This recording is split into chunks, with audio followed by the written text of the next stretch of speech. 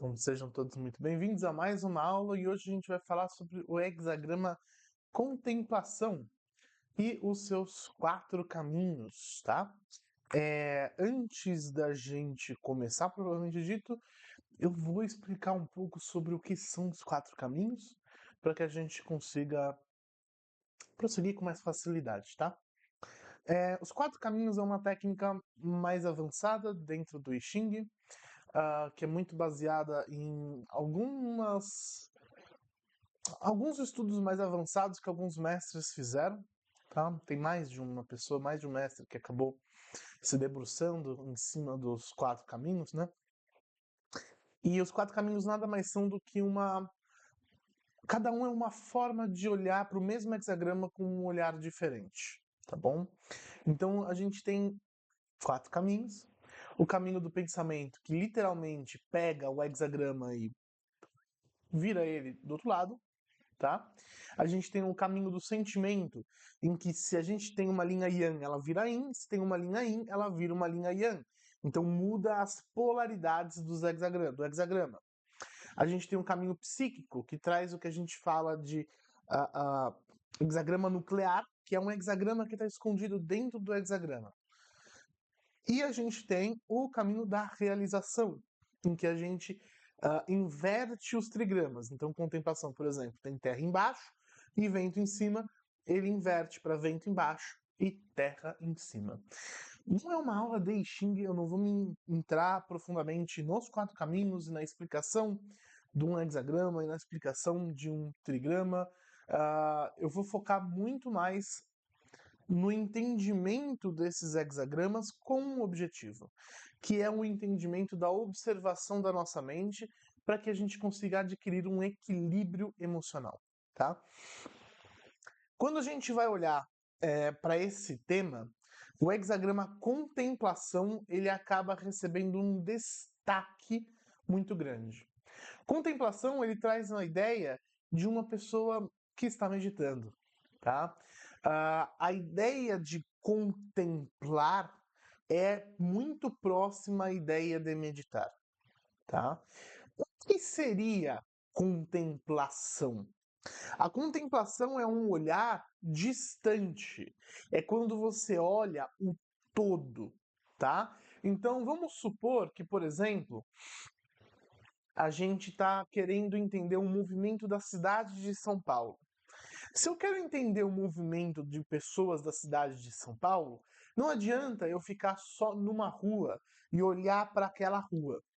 Eu preciso pegar um drone ou uma coisa do tipo, subir para um lugar alto para olhar aqueles carros passando como se fossem formiguinhas andando. E aí eu vou observar o movimento acontecendo afastado dos detalhes, mas como que no macro, como que na grande obra, os movimentos eles se movimentam, tá bom?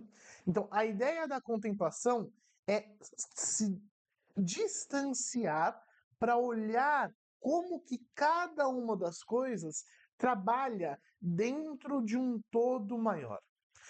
Quando a gente traz esse conceito para a prática da meditação, ele está falando o quê? Não é para a gente observar os pensamentos propriamente dito, mas é para entender o movimento dos pensamentos, ver eles nascendo, ver eles indo embora. A gente olha o movimento da nossa mente como se fosse aquelas cenas que a gente às vezes vê que alguém põe uma câmera numa avenida movimentada e acelera, tipo, muito, e a gente só vê os carros passando muito rápido, aí de repente a rua tá vazia. Aí começa a vir um fluxo um pouco maior, trânsito, e de repente a rua vazia. Mas essa coisa que a gente entende o todo do movimento. Se a gente entender esse todo do movimento da nossa mente, isso é um processo de observação da nossa mente. Quando a gente faz isso, a gente vai entendendo de onde os pensamentos nascem, de onde os pensamentos surgem, para onde que eles vão, o que é que eles influenciam no processo, o que é que eles causam emocionalmente dentro de mim nesse processo.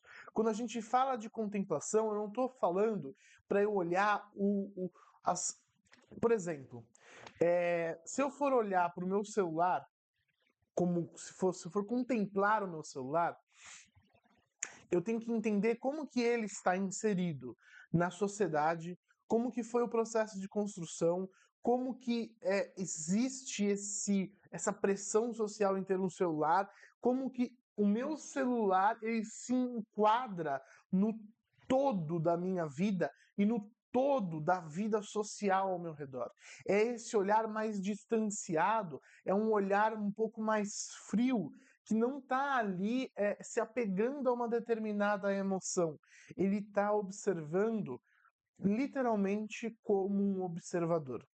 E essa palavra ela é muito importante, tá? A gente vai segurar essa palavra, observador.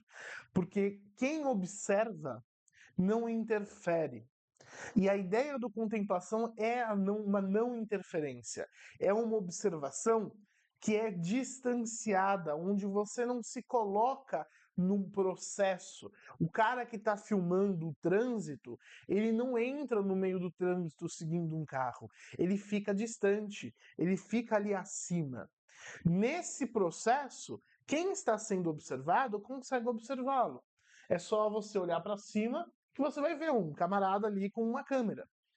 Mas, especialmente no processo da meditação, a gente busca o máximo enganar a nossa mente para que a nossa mente não se sinta observada. Como que eu observo algo sem causar interferência? Essa é uma pergunta que o hexagrama contemplação ele faz para a gente. Observar algo sem interferir é realmente conseguir observar. Quando a gente aplica isso para a meditação, é da onde surge a maior dificuldade. Por quê? Como que eu observo a minha mente sem que a minha mente entre no modus operandi de estou sendo observada? A partir do momento em que a gente senta para meditar, é muito difícil da gente conseguir manter a nossa mente fluindo no estado natural. Ela começa a criar coisa, ela começa a... Você está meditando e aí ela muda o jeito dela pensar. Encontrar uma observação que não interfere na realidade ao nosso redor é uma das primeiras e maiores dificuldades para a gente fazer esse processo. Quando a gente vai trazer contemplação para esse tema da nossa aula, que é o equilíbrio emocional, a gente está falando de uma palavra muito forte chamada autoconhecimento, tá? O autoconhecimento, ele não vem da gente ter insights, mas da gente ter informação acerca do que acontece comigo hoje. Não adianta você saber que você tem dificuldade de assumir a sua personalidade autêntica porque na infância a sua mãe XYZ. Isso é pouco útil, porque isso é uma informação que você recebe e dificilmente você sabe o que fazer com essa informação. Agora, se você conhece como que a sua mente funciona, você consegue pegar o primeiro pensamento que eventualmente vai se tornar um processo de autossabotagem emocional e antes dele crescer, você o suprime ou você o redireciona. Contemplação traz a ideia de autoconhecimento, porque se você conhecer como que funciona a sua mente, como que os seus movimentos acontecem, você percebe que você é burro. E essa é a frase que a Mestra Eva usa. A Mestra Eva, quando ela fala isso, parece muito engraçado, mas ela fala muito sério e ninguém ri. E eu sempre acho isso muito engraçado. A Eva diz que quando a gente percebe que a gente é burro, a gente para de ser burro, porque ninguém quer ser burro. E um dos grandes objetivos da meditação é perceber como a gente é burro. Quando a gente começa a se observar, e aí a gente percebe que, cara, eu tô fazendo isso, nem faz sentido, a gente para, a gente simplesmente desmancha. Aquele nó todo que a gente construiu para justificar um desequilíbrio, ele começa a ruir. O processo de olhar o pensamento, olhar a nossa mente, como veio, de onde foi, para onde foi, é fundamental nisso daí, tá bom? Só que, para a gente fazer isso, a gente precisa adquirir a sabedoria que esse hexagrama ele possui. Esse hexagrama, ele nos ensina que essa observação do todo da nossa mente, ela precisa ser feita de uma forma distanciada. Distanciado significa sem apegos emocionais no processo e sem julgamento. Essa é a palavra mais importante aqui, tá? Se vocês olharem para os seus pensamentos, julgando os seus pensamentos, dizendo que eles são certos, dizendo que eles são errados, julgando o que você considera como legal ou ruim, eles vão se sentir observados. Se os seus pensamentos se sentem observados, eu te garanto que eles não vão funcionar da forma que eles funcionam no dia a dia. E se eles não funcionarem da forma que eles funcionam no seu dia a dia, você não vai conseguir observá-los. A gente quer vê-los no seu habitat natural. A gente quer observar o nosso pensamento da forma nua e crua como ele existe no dia a dia. E a gente consegue fazer isso no dia a dia mesmo. A gente está aqui no meio fazendo, sei lá, estou no ônibus, indo para o trabalho, percebe quais são os pensamentos que surgem. Por que a sua cabeça fica tocando musiquinha o tempo inteiro? A musiquinha que fica tocando na sua cabeça, qual é a consequência dela dentro do todo da sua mente? Nas linhagens de meditação, a gente costuma dizer que esses tipos de pensamento, que parecem inofensivos, eles são um dos mais perigosos. Porque eles parecem inofensivos. Mas eles consomem você.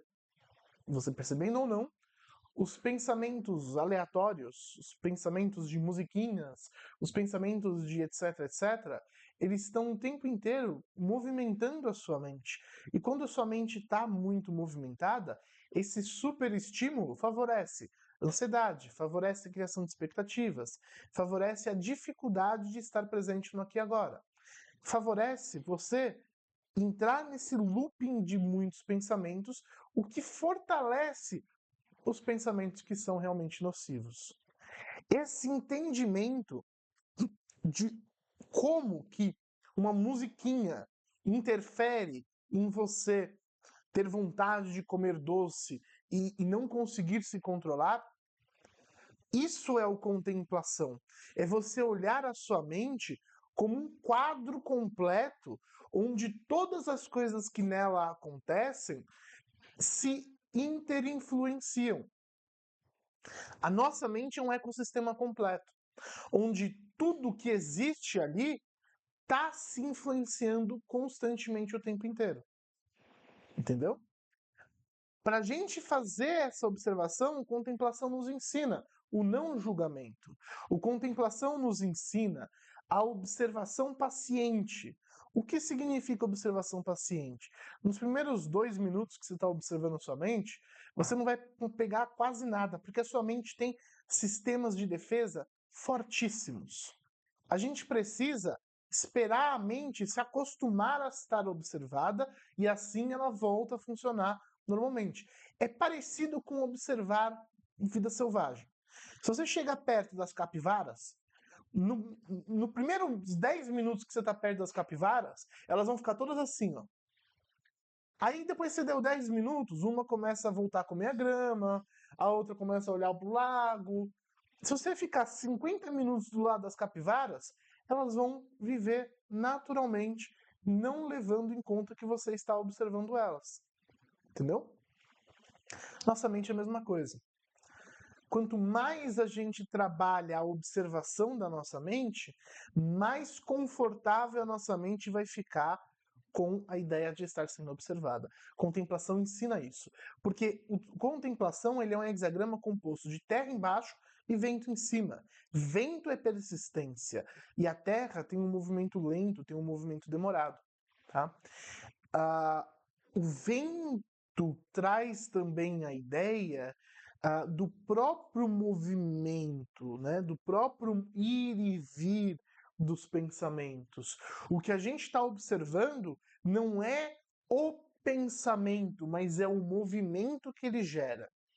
Se eu penso algo, independente da natureza, como que surge, para onde ele vai, como que esse pensamento se transforma em outro pensamento, de que maneira as minhas emoções vão se construindo, de que forma eu acordei de um jeito, fui para o trabalho pensando em X, e como que esse tempo que eu fiquei pensando influencia o resto do meu dia. Como que os meus pensamentos influenciam as minhas emoções? Se eu pensar em determinada coisa, que emoção surge? A partir dessa emoção, que ações eu começo a fazer? O primeiro passo é isso, é observar. E observar, gente, é chato. Porque é chato, não tem o que fazer. Não é uma ação legal. A gente não vai tirar conclusões no começo. A gente vai só observar. Observar para entender, tá? Então, esse é o hexagrama contemplação, né? A gente falou dos 4 caminhos, tá? E os 4 caminhos aqui, eles vão abrir pra gente alguns detalhes, algumas características, alguns temperos a mais para a gente ir trabalhando dentro desse processo, tá? A gente vai ter aqui dentro do hexagrama contemplação o caminho do pensamento, que é o outro lado da moeda. É inevitável que quando você observa algo, você também vai ser observado. O outro lado da moeda é quem está sendo observado. Quem está sendo observado vai naturalmente te observar e talvez se aproximar de você, pedir ajuda. Da mesma forma, você também eventualmente vai querer se aproximar para pedir ajuda ou para querer alterar ou para querer ajudar. Então, supondo que você percebe um determinado pensamento surgindo aqui, e aí você percebe que esse pensamento ele é um pensamento de raiva. Esse pensamento de raiva, quanto mais você observa, você percebe que por trás dele tem medo. E aí você percebe que esse medo é algo que vem de um lugar muito profundo, que também compartilha com outros sentimentos que você está ao redor. Você conseguiu observar o seu pensamento. Você conseguiu observar o que gerou ele. Você conseguiu observar qual que é a raiz dele. É natural que agora que você observou, você vai olhar para esse medo e vai perguntar: o que é que você faz aqui? Como posso te ajudar? E isso que eu acho que é o mais bonito dessa meditação, e não só dessa meditação, mas dessa forma de pensamento aqui. A gente não está querendo brigar com a nossa mente. O processo da transformação dos nossos pensamentos para o equilíbrio emocional não é uma briga com a nossa mente. É um processo de observar as nossas carências e as nossas necessidades. É um processo da gente entender o que é que os nossos desequilíbrios estão gritando de João, você precisa disso. Preste atenção em Y. Se eu tenho uma raiva que é gerada por um medo, o que é que esse medo está falando de mim? Esse medo vai estar falando que, por exemplo, eu tenho medo de ficar sozinho. E por isso eu fico com raiva de quem é diferente, porque dessa forma a raiva me ajuda a me agrupar com os meus semelhantes. Isso é muito comum.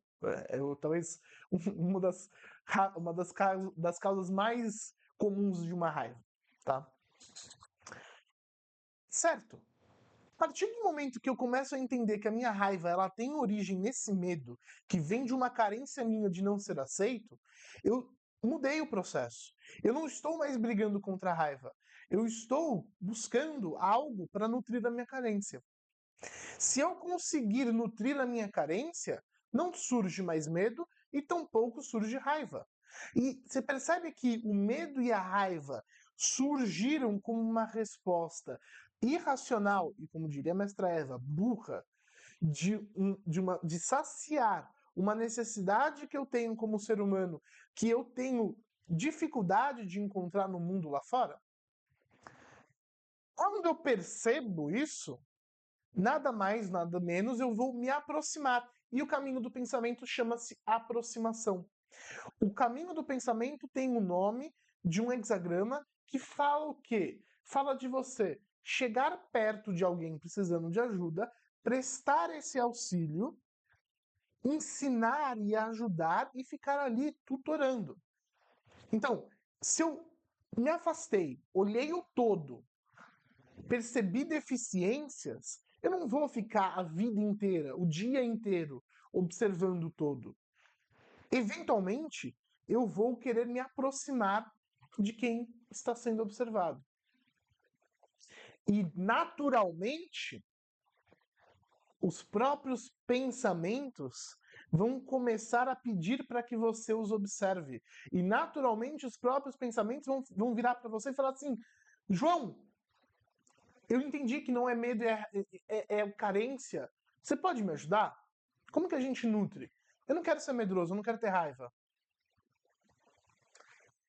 E aí é o bonito dessa prática. Não é uma prática forçosa. É uma prática que quando a gente começa, quando a gente engaja, a gente gosta. A nossa mente se torna o nosso aliado. E aí vocês fizeram a aula de arte da guerra. Se não fizeram, dá uma zoiada na aula de arte da guerra que foi postada anteriormente. A coisa que a gente mais quer é trazer os inimigos para o nosso lado. Quando a gente traz os inimigos para o nosso lado, a guerra é certa. A guerra se torna uma vitória praticamente sem conflitos. Entendeu? Então, é natural que esse movimento aconteça. E é natural esse processo de afastar, se aproximar, se afastar e se aproximar. E aí, isso daqui se assemelha a, por exemplo, um pintor, que ele pinta o quadro, e aí ele vai e se aproxima para ver o detalhe do nariz. Aí ele arruma o detalhe do nariz, ele volta para olhar como é que o nariz está no quadro inteiro. E aí ele olha e fala assim: falta um pelinho aqui. Aí ele se aproxima, pinta o pelinho do nariz, aí ele se afasta, aí ele olha assim, puxa, mas o cabelo inteiro tá ventando e o pelo do nariz não. Aí ele vai e conserta ali, e aí ele começa a fazer esse processo de se aproximar e se afastar, se aproximar e se afastar. Esse processo é o que a gente faz nessa observação da nossa mente, nessa contemplação da nossa mente. A gente entende o todo, percebe o que está sendo observado e, naturalmente, quem está sendo observado vai pedir ajuda, vai pedir auxílio. Ele vai dizer: você está me observando? Preciso de ajuda. E aí você vai, volta e estende a mão. Aí você vai e observa o todo de novo. E aí você percebe que aquela carência, ela é profunda. E por mais que você encontrou solucionar, ela ainda está ali. E aí você começa a perceber que aquela carência também gera sentimentos de tristeza. E que ela também, na verdade, está gerando problemas com o seu relacionamento. E aí no dia a dia, quando você está no seu relacionamento, você começa a fazer uma ação que ela vem de um pensamento, emoção que surge daquela carência. E aí o que você faz? Quando surge, você vai falar: pô, mas não faz sentido, né? Não faz sentido. Aí a gente cai para o caminho psíquico, que é o provável desenvolvimento, que é a desintegração, tá bom? Antes de eu falar do desintegração, eu queria apresentar para vocês uma ideia chamada 4 caminhos, tá? Quer dizer, uma ideia chamada os hexagramas do calendário, tá bom? Então, a gente tem aqui, e desculpa ser em inglês, eu não achei em português isso daqui da melhor forma possível, uma sequência de 12 hexagramas. Esses 12 hexagramas, eles se correspondem aos 12 meses do ano, tá? eu acho que é a mesma, são os mesmos hexagramas que estão nessa mandala que está aqui, tá? São os mesmos. Então, a gente tem, por exemplo, ali do 11 ao 12, a energia Yang começando a crescer. E aí, a cada mês, cresce uma linha, até que a gente chega no mês 4. No mês 4, a gente tem todas as linhas Yang. Depois, mês 5, as linhas Yin começam a crescer novamente, até que a gente chega no total do Yin, hexagrama abrangência. E aí o Yang volta a crescer de novo. E isso é similar ao crescimento de Yang Yin, que é o Tai Chi em movimento. Tá? O Tai Chi que a gente conhece, que é aquele símbolozinho do Yin, do Yang, ele não é uma bola, na verdade, ele é uma onda. Tá? E essa onda ele é representado pelos 12 hexagramas do calendário. Por que eu estou trazendo isso? Se vocês forem olhar aqui, a gente tem o hexagrama aproximação, ali no mês 12. A gente tem o hexagrama contemplação no mês 8 e o hexagrama desintegração no mês 9. Vocês podem não saber os nomes, mas olha a imagem, tá bom? Então, 3 dos 4 caminhos são hexagramas do calendário, tá? Então, isso faz bastante diferença para a gente estar trazendo aqui, porque vai ter alguns conceitos que eu vou elaborar agora que tem a ver com isso, tá? Então, na verdade, são 4, porque o grande força também é o grande força ali, o caminho do sentimento, também é um hexagrama do calendário, tá bom? Acabei perdendo ele. Então, vamos lá. O que significa esse hexagrama do calendário? Ele fala de um processo de crescimento do Yin ou crescimento do Yang em determinado momento. Então, é natural que, a partir do momento em que em que a gente tem 4 linhas Yin e 2 linhas Yang, que eventualmente essa linha Yang do contemplação suma para dar a sequência ao hexagrama desintegração, com somente uma linha Yang. Perguntaram aqui no chat se a gente vai apresentar o slide para vocês estudarem depois. Sim, todos os slides a gente passa no nosso grupo, tá, do WhatsApp. Inclusive, se você está vendo isso gravado e quiser fazer parte do grupo, manda uma mensagem ou entra nos links que estão nas bios por aí e entra lá que vocês conseguem ver a aula ao vivo também, tá? O Cláudio ele perguntou se esse calendário ele se aplica também ao Brasil. Sim, ele se aplica ao Brasil. Essa ideia de que você inverte os hemisférios por conta da inversão dos hemisférios, no taoísmo não faz sentido, porque a filosofia taoísta ela é uma cosmologia que ela foi pautada não na divisão norte-sul, mas no polo magnético do norte, tá? Não importa onde você está no planeta, se você estiver no planeta Terra, o planeta Terra está na mesma estação do ano. É um pouco essa ideia que tanto os hexagramas do calendário trazem, quanto os ramos e troncos celestes. E aí já faço esse asterisco, porque isso é uma dúvida muito comum pro pessoal da astrologia e do Feng Shui também, tá? Tanto na astrologia quanto no Feng Shui, que são artes que se baseiam muito na ideia de ramos terrestres, né, que se baseiam na astrologia, a gente vai ter que, por exemplo, a gente está agora no mês do galo, que é outono. Tá? O mês de galo é um mês de metal. É um mês que fala do início do decréscimo do Yang. Pô, João, é outono na Europa, mas não é outono no Brasil. No Brasil é primavera. Mas energeticamente o planeta está sob a mesma energia, porque a gente pauta o entendimento energético do planeta não na divisão norte-sul, mas no polo magnético da Terra, tá? Tanto é que, se você nascesse no centro da Terra, ali, na linha ali, e aí, o que acontece? O que acontece? Os animais, eles se perdem? A gente passa a viver os 12 animais no mesmo mês, tudo junto? Então, não faz tanto sentido assim, tá? Então a gente acaba usando muito mais a ideia do polo magnético do norte sendo a referência. E aí isso tem a ver com essa ideia do taoísmo de referência. O taoísmo ele sempre pauta de uma ideia de qual que é o centro a partir do qual eu estou observando a nossa realidade. Quando a gente fala de artes astrológicas e quando a gente fala de feng shui, etc., a gente vai estar usando o centro de referência como sendo o polo magnético do norte. Se estivermos falando de medicina, a nossa referência é o ambiente ao nosso redor. Não é nem hemisfério norte e sul, mas é o clima aonde a gente vive, tá bom? Eu acho que é a única arte que eu conheço que ela vai basear no clima ao seu redor ao invés da cosmologia, tá? Acho que ficou tranquila essa resposta, né? Então, gente, a gente vai ter, então, no caminho psíquico, um crescimento do Yin. Pô, João, o que é o Yin? O Yin fala de nutrição, o Yin fala de separação, quebra, tá? O Yin fala de carência, o Yin fala de dificuldade, o Yin pode falar de um monte de coisa.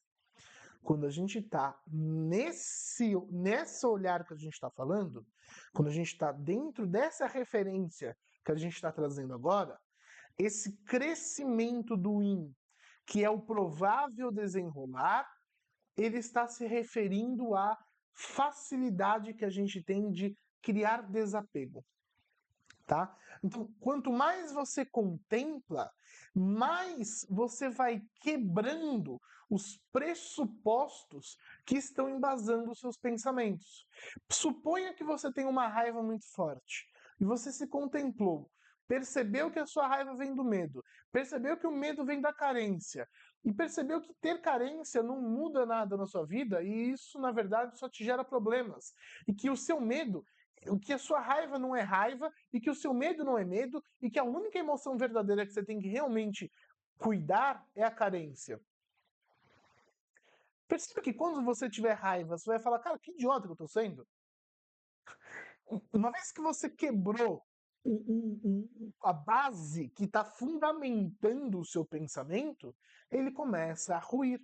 E desintegração fala de algo sólido, estruturado, começando a desintegrar, começando a quebrar.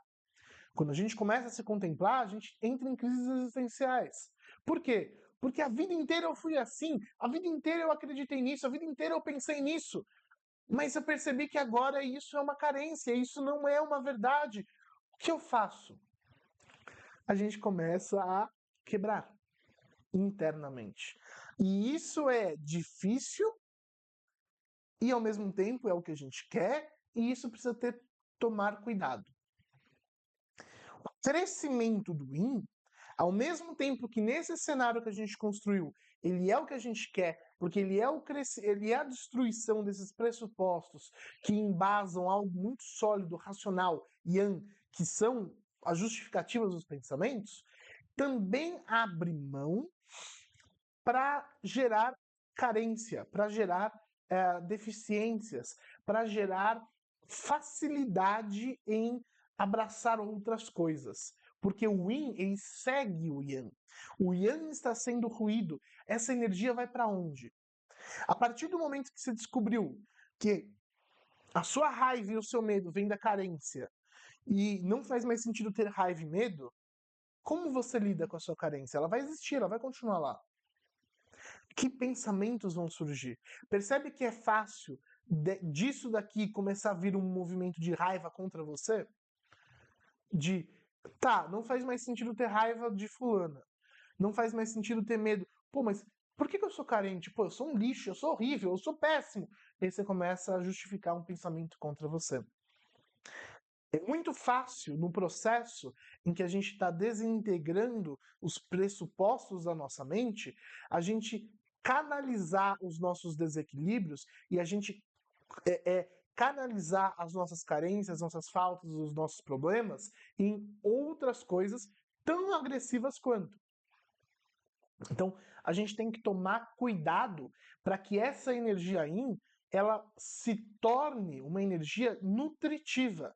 Ela se torne uma energia que vai ruir o velho para fortalecer o crescimento do novo. Para que a gente consiga, como posso dizer, reflorestar a nossa mente. Tá? Ao invés de permitir a criação de outros desequilíbrios a partir daquilo que a gente está tendo, entendeu? Então a gente tem que tomar esse cuidado. Esse hexagrama desintegração, ao mesmo tempo que ele fala de algo positivo, que é uma consequência natural do processo da contemplação, precisa tomar cuidado. A gente precisa tomar cuidado, porque a gente vai criando carências. E na prática, qual que é o grande conselho que isso traz? Se você começou a contemplar, percebeu algo que é muito intenso, não continua. Se você entrar em uma guerra contra um inimigo que é mais forte que você, isso não é estratégico. Lembra da arte da guerra. A gente só entra na guerra se a gente sabe que a gente vai vencer. Eu não vou cutucar o maior trauma da minha vida na minha primeira prática, nas primeiras semanas que eu estou me observando. Sempre que surgir esse assunto, eu vou desviar, eu vou jogar videogame, eu vou dar uma olhada para outro lugar, eu vou fazer outra coisa. Quando eu me sentir forte o suficiente, quando eu já tiver desconstruído um monte de coisas dentro de mim, quando eu já tiver um autoconhecimento muito grande, quando eu saber reconhecer a minha força de controle da minha mente, de entendimento de quem é que decide, que não é mais os meus pensamentos que tomam a ação por mim, mas sou eu como observador que sei tomar as decisões por mim mesmo. A partir do momento que esse camarada está forte o suficiente para entrar nessa guerra, aí sim eu cutuco o vespeiro. A gente não quer cutucar o vespeiro antes da hora, porque desintegração também fala de um risco. Se essa linha yin ela cresce, o yin fala do próprio medo. O yin fala da própria carência. O yin fala das emoções egóicas mais profundas que a gente tem. Certo? Então, a gente tem que tomar cuidado, porque o processo da observação é o processo de desbloquear as nossas defesas. Dependendo do que você está se defendendo, você quer manter essa defesa de pé, tá? Então, a contemplação precisa ser feita com cautela. A gente vai descascando a cebola em camadas e sempre fazendo o processo lá da aproximação, em que eu percebo uma carência, me aproximo para ajudar. Me afasto, vejo todo. Me aproximo, vejo todo. E vou, dessa forma, moldando, né? Como se fosse uma paisagem que eu vou lapidando, que eu vou direcionando, tá? Então, essa é a ideia do caminho psíquico. Juntamente com o caminho psíquico, surge o caminho do sentimento. Por que é tão perigoso esse yin crescendo? Porque o caminho do sentimento, que fala da reação emocional e da busca pela complementariedade, traz um hexagrama chamado grande força. Grande força, meus amigos, é forte. O próprio nome já diz. O simbolismo puro do grande força traz a ideia de um carro, por exemplo. Dentro do carro existe uma explosão. Se essa explosão é bem canalizada, essa força é direcionada para as rodas e faz o carro girar. Se essa força não tem controle, não tem algo que segura ela, o carro explodiria. Talvez o carro seja um pouco menos desastroso. Vamos pensar em uma usina nuclear. Na usina nuclear, a gente tem reações nucleares acontecendo, mini explosões controladas acontecendo. Se isso não é controlado, a gente causa um desastre nuclear. Grande força fala de uma força muito forte, muito grande, que teria força e capacidade de afetar o coletivo, que para ser bem direcionada, precisa ser controlada. A gente também está falando de um hexagrama do calendário, com a diferença que não são mais linhas yin crescendo, são linhas yang. Linhas yang falam do quê? Ação, movimento. Eu observei algo, a primeira coisa que eu vou querer fazer é interferir. Tá, já começa por aí. Já começa por aí. É interferir. 2, é eu querer fazer alguma coisa em relação àquilo. Tá certo? 3, eu vou sentir a emoção. Então, uma vez que eu desarmo essas defesas e eu começo a observar esses monstrinhos internos que tem dentro de mim, eles vão surgir. E eles vão surgir com força. As emoções vão surgir com força. Tanto que você vai ter uma reação muito intensa de ou querer alterar, ou querer transformar, ou querer fazer alguma coisa com aquilo, ou querer fugir, ou se autodestruir.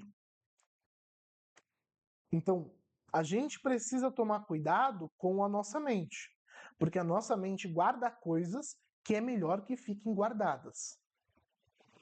O processo da contemplação é respeitar isso. A gente tem que respeitar os mecanismos de autodefesa que a gente tem, observando o que a mente permite, alterando o que a mente permite. A partir do momento que surge uma caixinha muito intensa, que eu não consigo, tal como a usina nuclear, conter aquela explosão, eu retenho. Eu devo reter. O Leão do Futuro vindo aqui passar para dizer que a gente teve um problema no meu microfone quando a gente estava dando a aula e agora a gente vai dar sequência. Então, uma vez que a gente entendeu todos esses caminhos, como que a gente bota isso em prática? Através do hexagrama Ascensão, que é o caminho da realização, onde a gente pega o trigrama superior, põe embaixo, e o trigrama superior ele sobe para cima. E aqui no Ascensão a gente tem a ideia de uma energia que sobe movendo-se em etapas, degrau por degrau. Gente, no processo de entender a sua mente, entender a sua consciência, para conseguir transformá-la, para conseguir adquirir esse equilíbrio emocional, para conseguir entender a raiva antes dela se tornar explosiva, isso demora. Isso demora. Por quê? Porque eu tenho 30 anos, eu estou há 30 anos criando esse padrão dentro de mim. Eu estou há 30 anos funcionando desse jeito. Não é do dia para a noite. Eu vou igual uma cebola, descascando as camadas do entendimento, observando cada vez mais um nível a fundo. E eu vou tendo calma, tendo parcimônia, tendo paciência com o meu ritmo. Isso é muito, mas muito importante para que a gente consiga colocar todo esse conceito aqui em prática, tá? A gente vai transformando de forma lenta e gradual a nossa mente. Primeiro percebendo qual é o modus operandi que funciona desde do sentimento profundo até a externalização da ação, através da observação. Depois que eu fiz isso, eu tomo consciência. E aí, uma vez eu tomando consciência, eu vou conseguindo conter os excessos, conter os excessos, conter os excessos, nutrir as carências, nutrir as deficiências. E pouco a pouco, lentamente, eu vou mudando a minha paisagem da minha mente. Eu não mudo o hábito do dia para a noite. Eu não mudo o funcionamento da minha mente do dia para a noite. É aos poucos, é seguindo uma etapa, é seguindo um ritmo lento e gradual. É como plantar uma planta e esperar ela crescer. Ela tem o seu ritmo, ela tem o seu tempo e você precisa ter a sua paciência. Ter paciência consigo mesmo é fundamental para evitar ali o grande força, que traz a ideia de que se você não for paciente, as emoções e os sentimentos começam a te agredir. Você vai ficar raivoso porque você tem tal pensamento, você começa a se julgar, você começa a entrar num processo de autocrítica excessiva, você começa a entrar num processo de se culpar e várias outras emoções negativas, tá? Você não pode cair nisso, você precisa ser suave com você mesmo, fazendo como um hexagrama do caminho do pensamento, se aproximando das suas deficiências para nutrir as suas deficiências. Você precisa se aproximar para nutrir o que te ajuda, nutrir o que é importante.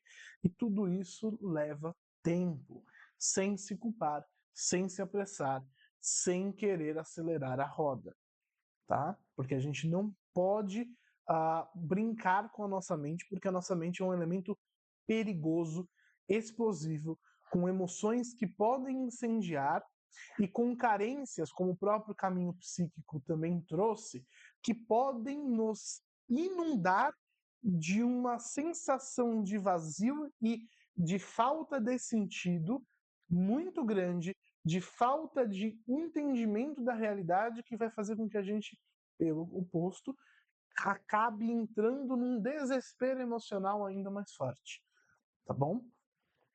Se você acelera os passos, você cai nos riscos que tanto o grande força quanto o desintegração eles trazem ali no caminho do sentimento e o caminho psíquico.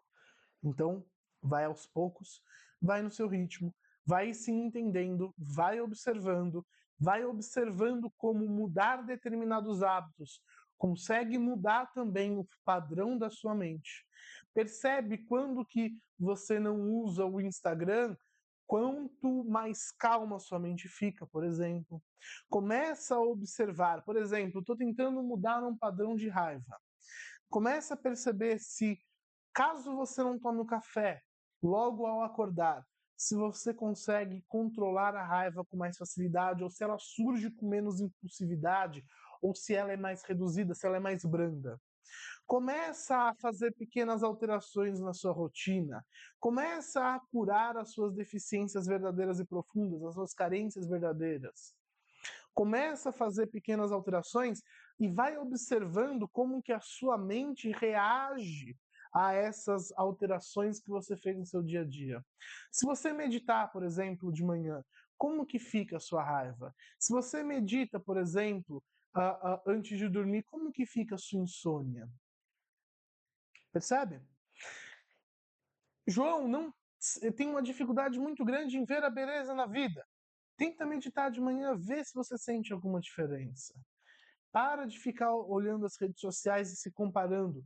Vê se faz alguma diferença. Começa a fazer pequenas alterações que geram pequenos estímulos que vão se somando para gerar o grande quadro. A gente olha o grande quadro, observando como que esses pequenos influenciam a sua estrutura, para que dessa maneira eu consiga moldar essa paisagem em prol da minha melhora e do meu equilíbrio emocional.